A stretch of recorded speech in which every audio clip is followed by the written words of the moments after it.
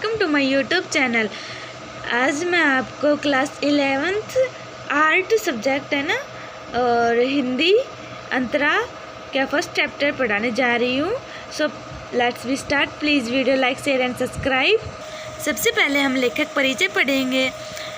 प्रेमचंद, इनका जन्म 1880 में और मृत्यु 1936 में हुई। प्रेमचंद का जन्म वाराणसी जिले के लम्हे ग्राम में हुआ। इनका मूल नाम धनपत राय था, मतलब इनका जो रियल नेम था ना वो धनपत राय था। प्रेमचंद की प्रारंभिक शिक्षा वाराणसी में मैट्रिक के बाद वे अध्यापक करने लगे। स्वाध्याय के रूप में ही उन्होंने BA तक शिक्षा ग्रहण की। असहयोग आंदोलन के दौरान उन्होंने सरकारी नौकरी से त्यागपत्र दे दिया और पूरी तरह लेखन कार्य के प्रति समर्पित हो गए। प्रेमचंद ने अपने लेखन की शुरुआत पहले उर्दू में नवाब राय के नाम से की, बाद में हिंदी में लिखने लगे। उन्होंने अपने साहित्य में किसानों, दलितों, नागरिकों की वेदना और वर्ण व्यवस्था की कुरीतियों का मार्मिक चित्रण किया है। वे साहित्य को स्वायत्त सुखाए न मानकर सामाजिक परिवर्तन का सशक्त माध्यम मानते थे। वे एक ऐसे साहित्यकार थे जो समाज की वास्तविक स्थिति को पैनी दृष्टि से देखने की शक्ति रखते थे। उन्होंने समाज सुधार और राष्ट्रीय भावना के ओतप्रोत अनेक उपन्यासों एवं कहानी की रचना की। कथा संगठन, चरित्र चित्रण, कथोपकथन आदि की दृष्टि से उनकी रचना बेजोड़ है। उनकी भाषा बहुत सजीव, मुहावरेदार और बोलचाल के निकट है। हिंदी भाषा को लोकप्रिय बनाने में उनका विशेष योगदान है। संस्कृत के प्रचलित शब्दों के साथ साथ उर्दू की रवानी उसकी विशेषता और जिसकी हिंदी कथा भाषा को नया आयाम दिया। उनकी प्रमुख कृतियाँ, मतलब जो इनकी प्रमुख कृतियाँ थी ना वो ये हैं: मानसरोवर 8 भाग, गुप्तधन 2 भाग, कहानी संग्रह निर्मला, सौवसदन, प्रेमाश्रम, रंगभूमि, कर्मभूमि, गबन गोदान, उपन्यास, करबला संग्राम, प्रेम की वेदी, नाटक, विविध प्रसंग, 3 खंडों में, साहित्य और राजनैतिक निबंधों का संग्रह, कुछ विचार। साहित्य निबंध उन्होंने माधुरी, हंस, मर्यादा, जागरण आदि पत्रिकाओं का संपादन किया। इस पाठ्यपुस्तक में उनकी ईदगाह कहानी दी गई है। हिंदी में बाल मनोविज्ञान के से संबंधित कहानी बहुत कम लिखी गई है। प्रेमचंद उन दुर्लभ कथाकारों में से एक है जिन्होंने पूरी प्रामाणिकता एवं तन्मयता के साथ बाल जीवन को अपनी कहानियों में जगह दी है। उनकी कहानियाँ भारत की साझी संस्कृति एवं ग्रामीण जीवन के विविध रंगों से सरोबार है। ईदगाह का प्रेमचंद की इन्हीं विशेषताओं को अभिव्यक्त करने वाले प्रतिनिधि कहानी है। इस कहानी में ईद जैसे महत्वपूर्ण त्यौहार को आधार बनाकर ग्रामीण मुस्लिम जीवन का सुंदर चित्र प्रस्तुत किया गया है। हामिद का चरित्र हमें बताता है कि अभाव उम्र में से पहले बच्चों में कैसे बड़ों जैसी समझदारी पैदा कर देता है। मेले में हामिद अपनी हर चाह पर संयम रखने में विजयी होता है। साथ ही रुस्तमे हिंद चिमटे के माध्यम से प्रेमचंद ने श्रम के सौंदर्य एवं महत्व को भी उद्घाटित किया है। चित्रात्मक भाषा की दृष्टि से भी यह कहानी अनूठी है। सो गाइज, हमारा लेखक परिचय कंप्लीट हुआ। अब हम चैप्टर स्टार्ट करेंगे। चैप्टर का नाम ईदगाह है। रमजान के पूरे 30 रोज़ों के बाद ईद आई। कितना मनोहर, कितना सुहाना प्रभात है। वृक्षों पर कुछ अजीब हरियाली, खेतों में कुछ अजीब रौनक है, आसमान पर कुछ अजीब लालिमा है। आज का सूर्य देखो कितना प्यारा, कितना शीतल है, मानव संसार को ईद की बधाई दे रहा है। मतलब गाइस इसमें बता रहा है कि मतलब को उस दिन जो सुहावना मौसम था ना वो किस तरह का दिखाई दे रहा था।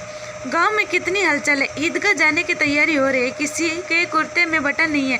पड़ोस के घर में सुई धागा लेने दौड़ा जा रहा है। किसी के जूते कड़े हो गए हैं। उनमें तेल डलाने के लिए तेली के घर भागा जाता है।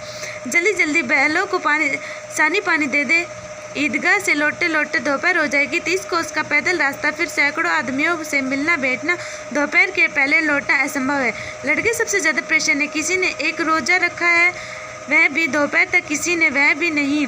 लेकिन ईदगाह जाने की खुशी उन्हें इससे की चीज़ है। रोज़ बड़े बूढ़ों के लिए होगी, इनके लिए तो ईद है। रोज़ ईदगाह का नाम रखते थे, आज वह आ गई है। अब जल्दी पड़ी है कि लोग ईदगाह क्यों नहीं चलते। इन्हें गृहस्थी की चिंताओं से क्या प्रयोजन। सवैयों के लिए दूध और शक्कर घर में है या नहीं। इनके बला से ये तो सवैया खाएंगे वह, या क्या जाने कि अब्बाजान क्यों बादशाह चौधरी कामयाब के घर दौड़े जा रहे हैं। उन्हें क्या खबर कि चौधरी आज आंखें बदल ले तो वह सारी ईद मुहर्रम हो जाए। उनकी अपनी जेबों में तो कुबरे का धन भरा हुआ है। बार बार जेब में अपना खजाना निकाल कर गिनते हैं और खुश होकर फिर रख लेते हैं। मोहम्मद गिनता है 1 2 10 12। उनके पास 12 पैसे हैं। मोहसिन के पास 1 2 3 8 9 15 पैसे हैं। इन अनगिनत पैसों में अनगिनत चीज़ें लाएंगे, खिलौने, मिठाइयाँ, बिगुल, गेंद और जाने क्या क्या है। सबसे ज़्यादा प्रश्न है हामिद। वह 4-5 साल का गरीब सूरत दुबला पतला लड़का जिसका बाप गत वर्ष हैजे की भेंट हो गए और माँ न जाने क्यों पीली होती होती एक दिन मर गई। किसी को पता न चला क्या बीमारी है, कहती तो कौन सुनने वाला था। दिल पर जो कुछ बीतती थी वह दिल में ही सहती थी, और जब न सहा गया तो संसार से विदा हो गई। अब हामिद अपनी बूढ़ी दादी अमीना की गोद में सोता है और उतना ही प्रसन्न है। उसने अब्बाजान रुपए कमाने गए हैं, बहुत सी थैलियाँ लेकर आएंगे। अम्मीजान अल्लाह मियाँ के घर से उसके लिए बड़ी अच्छी चीज़ें लाने गई है, इसलिए हामिद प्रसन्न है। आशा तो बड़ी चीज़ है, और फिर बच्चों की आशा, उनकी कल्पना तो राई का पर्वत बना लेती है। हामिद के पाँव में जूते नहीं है, सिर पर एक पुरानी धुरानी टोपी है जिसका गोटा काला पड़ गया है, फिर भी वह प्रसन्न है। जब उसके अब्बाजान थैलियाँ और अम्मीजान निभाते लेकर आएंगी तो वह दिल के अरमान निकाल लेगा। तब देखेंगे मोहम्मद, मोहसिन, नूरे और सम्मी कहाँ से उतने पैसे निकालेंगे।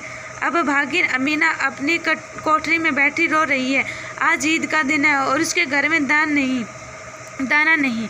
आज आबिद होता तो क्या इसी तरह ईद आती और चली जाती। इस अंधकार को निराशा में वह डूबी जा रही थी। जिसने बुलाया था उस निगोड़ ईद को, इस घर में उसका काम नहीं, लेकिन हामिद, उसके किसी के मरने जीने से क्या मतलब। उसके अंदर प्रकाश है। बाहर आशा विपत्ति अपना सारा दलबल लेकर आई। हामिद की आनंद भरी चिंतवन उसका विध्वंस कर देगी। हामिद भीतर जाकर दादी से कहता है, तुम डरना नहीं अम्मा, मैं सबसे पहले आऊँगा, बिल्कुल न डरना। अमीना का दिल कचोट रहा है। गांव के बच्चे अपने अपने बाप के साथ जा रहे हैं। हामिद का बाप अमीना के सिवा और कौन है।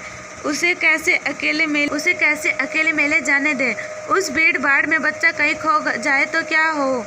नहीं, अमीना उसे यूँ न जाने देगी। नन्ही सी जान 3 कोस चलेगी कैसे, पैर में छाले पड़ जाएंगे, जूते भी तो नहीं है। वह थोड़ी दूर पर उसे गोद ले लेगी, लेकिन असवैया कौन पकाएगा। पैसे होते तो लोटे सब सामग्री जमा करके चटपट बना लेती। वहाँ तो घंटों चीज़ें जमा करते लगेंगे, मांगे ही क्या का तो भरोसा ठहरा। उस दिन फहीमन के कपड़े सिले थे, 8 आने पैसे मिले थे। उस अठन्नी को ईमान की तरह बचाती चली आती थी इसी ईद के लिए, लेकिन कल ग्वालन सिर पर सवार हो गए तो क्या करती। हामिद के लिए कुछ नहीं है तो 2 पैसे का दूध तो चाहिए ही। अब क्या करती। अब तो कुल 2 आने पैसे बच रहे हैं। 3 पैसे हामिद की जेब में, 5 अमीना के बटुए में।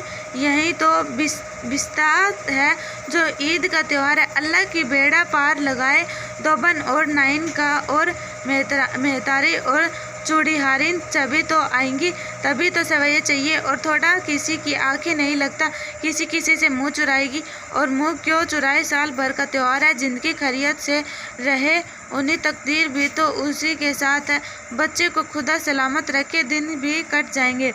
गांव से मेला चला और बच्चों के साथ हामिद भी जा रहा था।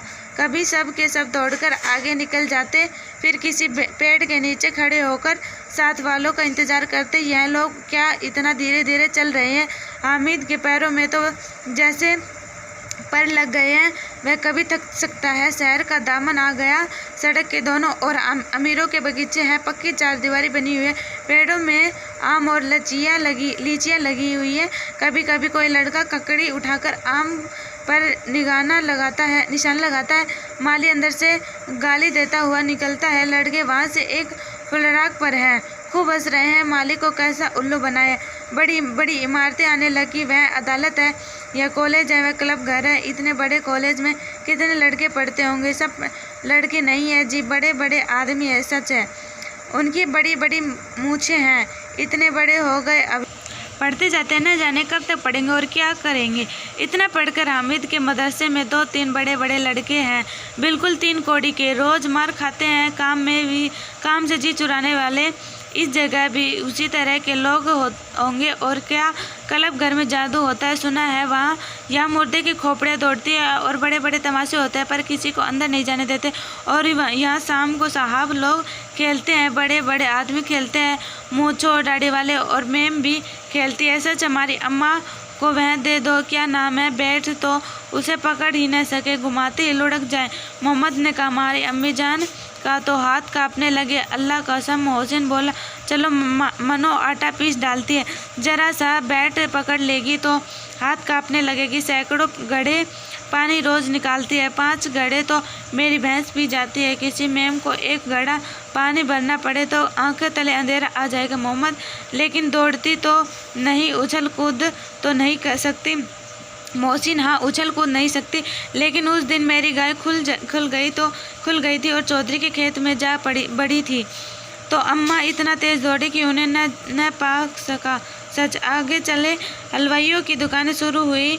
आज खूब सजी हुई थी। इतनी मिठाइयाँ कौन खाता है, देखो न, एक एक दुकान पर मनो होगी। सुना है ये रात को जिन्नात आकर खरीद ले जाते हैं। अब्बा कहते कि आधी रात को एक आदमी हर दुकान पर जाता है और जितना माल बचा होता है वह तुलवा लेता है और सब सचमुच के रुपए देता है। बिल्कुल ऐसे ही रुपए। हामिद को यकीन न आया, ऐसे रुपए जिन्नात को कहाँ से मिल जाएंगे। मोहसिन ने कहा, जिन्नात को रुपए की क्या कमी, जिस खजाने में चाहे चले जाए, लोहे के दरवाजे तक उन्हें नहीं रोक सकते। जनाब, आप है कि इस फेर में हीरे जवाहरात तक उनके पास रहते हैं। जिससे खुश हो जाएं उसे टोकरे जवाहरात दे दिए। अभी यहीं बैठे हैं, 5 मिनट में कलकत्ता पहुंच जाएं। गाइस सॉरी, लेकिन ये चैप्टर बहुत बड़ा है। अगर आपको मेरा ऐसे पढ़ते हुए अच्छा लग रहा है तो कमेंट कर दे। मैं ऐसे पढ़ते हुए आपको पढ़ाऊँगी। लेकिन अभी मैं आपको है ना शॉर्टकट ओनली फ़ोटोज़ दिखाती हूँ, आप उसमें पढ़ लेना।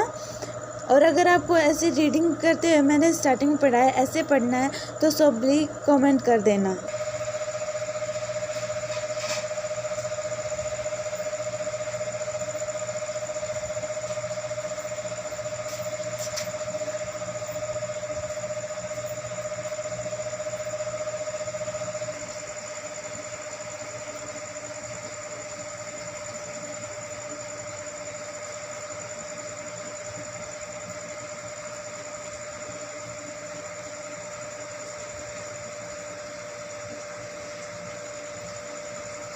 ये देखो गाइज, इसी चैप्टर का सेकंड पार्ट स्टार्ट हो गया है।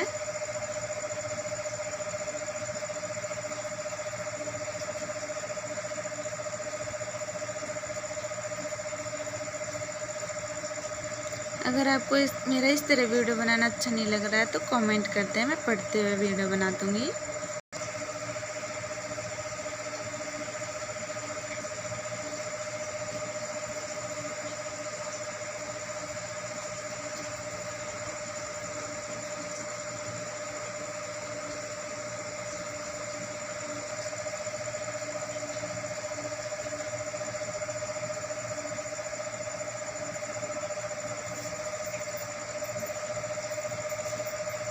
आप मुझे कमेंट ज़रूर करें, आपको मेरा किस तरह पढ़ाना अच्छा लग रहा है।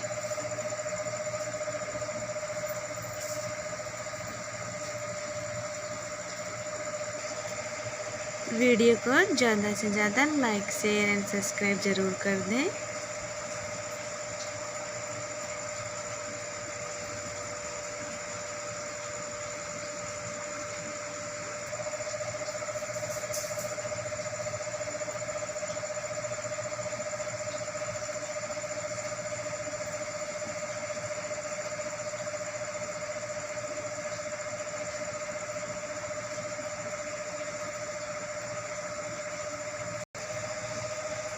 अगर आपको इस तरह से सही लग रहा है तो आप इस तरह से पढ़ लें, नहीं तो जो मैंने स्टार्टिंग में पढ़ा है उस तरह पढ़ना है तो कमेंट कर दें, मैं उसी तरह पढ़ा दूँगी आपको।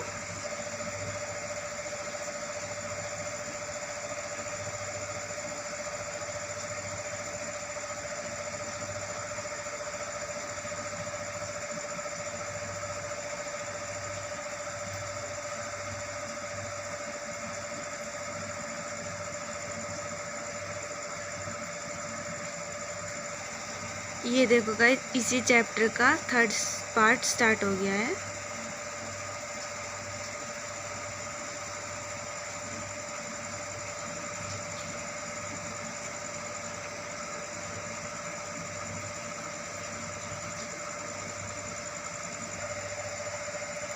चैनल को सब्सक्राइब ज़रूर कर दें, वीडियो लाइक करें, शेयर करें।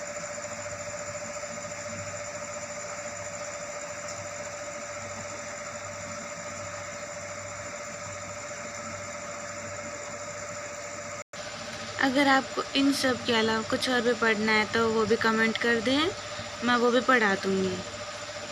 सो गाइस, चैप्टर कंप्लीट हो गया है। अब वीडियो को लाइक शेयर एंड सब्सक्राइब कर दें।